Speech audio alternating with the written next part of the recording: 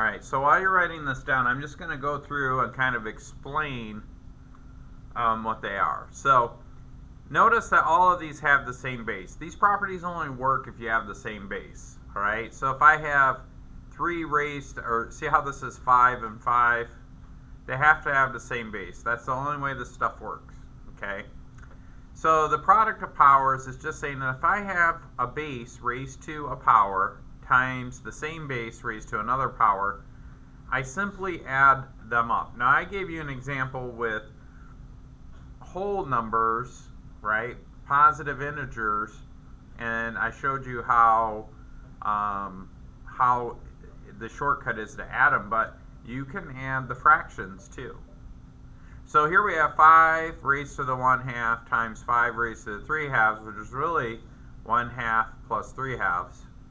When you add that up, it's 4 over 2, or just 2. So this times this is the same as 5 raised to the 2nd power, which is just 5 times 5, which is how you get the 25.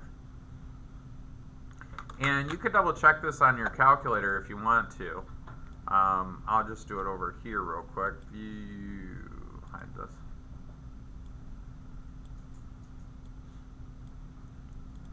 But if I say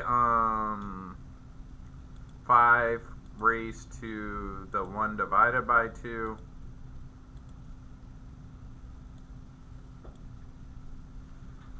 times 5 raised to the 3 divided by 2, I get 25. Okay? Alright, so that's that one. Now for the next one over here, we have a power raised to a power. And again, I showed you with integers how that shortcut comes about. But in this case, when you raise a power to a power, you multiply the powers. In other words, you're going to take this and multiply it by this. So we have 3 raised to the 5/2 raised to the 2nd power. So that means we're going to have 3 raised to the 5/2 times 2. When you do the math on that, it's the same as 3 raised to the 5th power, which is 243. Again, we could just verify this real quick. If I say 3, well, got to put it in parentheses. If I say 3 raised to the 5 divided by 2. I'm assuming she's not here. If she doesn't come, just throw it away. Okay, thank you. Yeah. So this would be 5 raised to the 2. I'm leaving it in the video. And then I got to raise this to the 2. Well, bam, with the bacon sizzle, it's 243. Okay? And that's all there is to that. The next one, it's saying a to the negative m. We toss that down on the bottom. Again, I showed you how that worked. Take your earbuds out.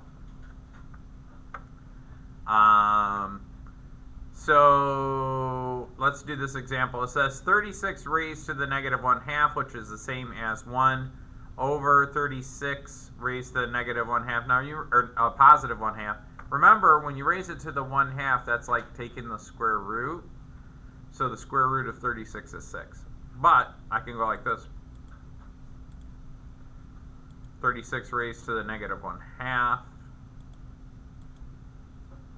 Now it's going to give me a decimal. And remember, I showed you this little trick. If I hit math in the first option, that'll convert decimals to fractions if it's possible. 1/6. Get on my level. Alright. Anything raised to the 0 power is 1. That one, I think you guys know pretty well. So if I say 213 raised to the 0, it's 1. And you say, well, what about 4 followed by a whole bunch of zeros and 2 raised to the 0 power? Still 1.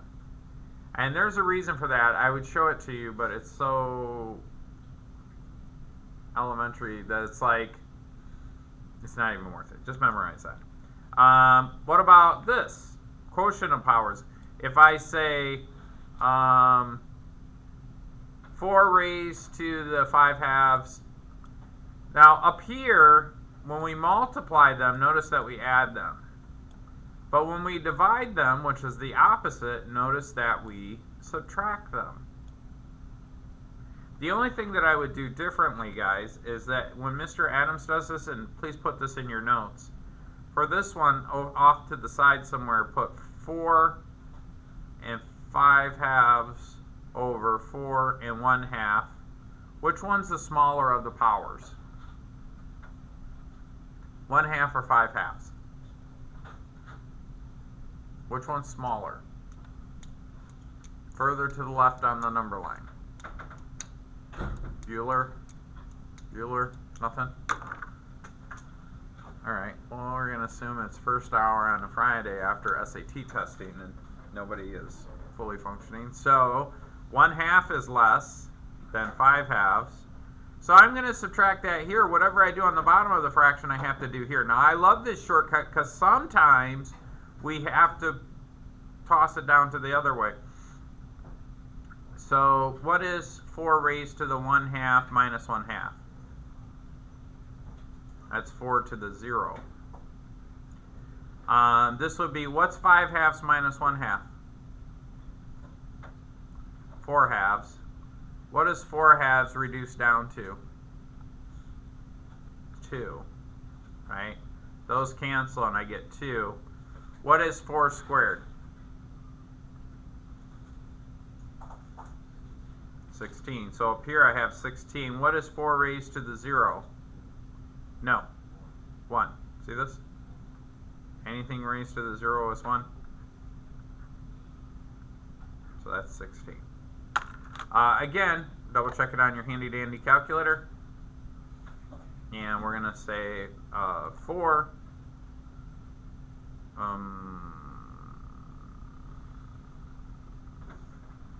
raised to the 5/2 divided by 4 raised to the 1/2. Oops, that's a different answer. Wabam with the bacon sizzle, 16.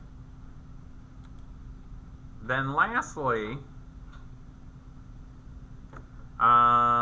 this one here.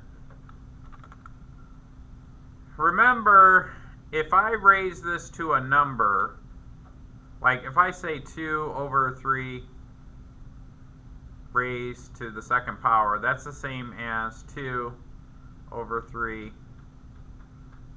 times 2 over 3. Well, isn't that the same as 2 squared over 3 squared? Right? So what we're doing is we're kind of distributing the m to both the numerator and the denominator. Okay? And so that's where that comes from. Again, we could just plug that in the calculator. Just to double check, we're going to say in parentheses 27 divided by 64. And also, you guys remember that when you raise something to the third power, you're really taking the cube root of it. Remember that property? It's 3/4, but again, I got 0.75. If I hit math, option 1, convert that decimal to a fraction. Well, bam, with the bacon sizzle, we're good to go. All right. So I know what you're thinking, Mr. Adams. Are you done teaching us for the day? No. Let's write these down. One last thing. These are the properties of radicals. This we've already been doing in class. I'll make it bigger so we can see it. But essentially, there's two properties. One is that if I have 2 factors or 3 factors, whatever, if I have factors of something and I'm taking a root of it, I could separate that same root for each factor. Right? So remember how we've been doing this when we simplify our radicals. We'll say, okay, cube root of 8, well, isn't that the same as the cube root of 4 times the cube root of 2? Except this particular example is backwards, right? So it goes 2 ways. You could factor this, like you could break this up into 4 and 2, or if you have this times this, you multiply it through.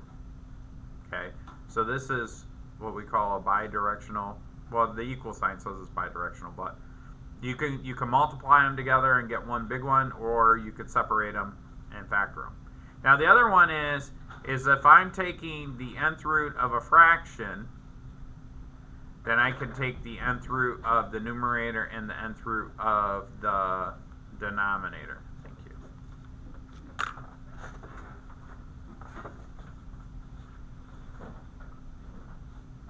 Any questions on that? Again, we can plug these in the calculator to verify, but it's almost time to go. So I'll leave that.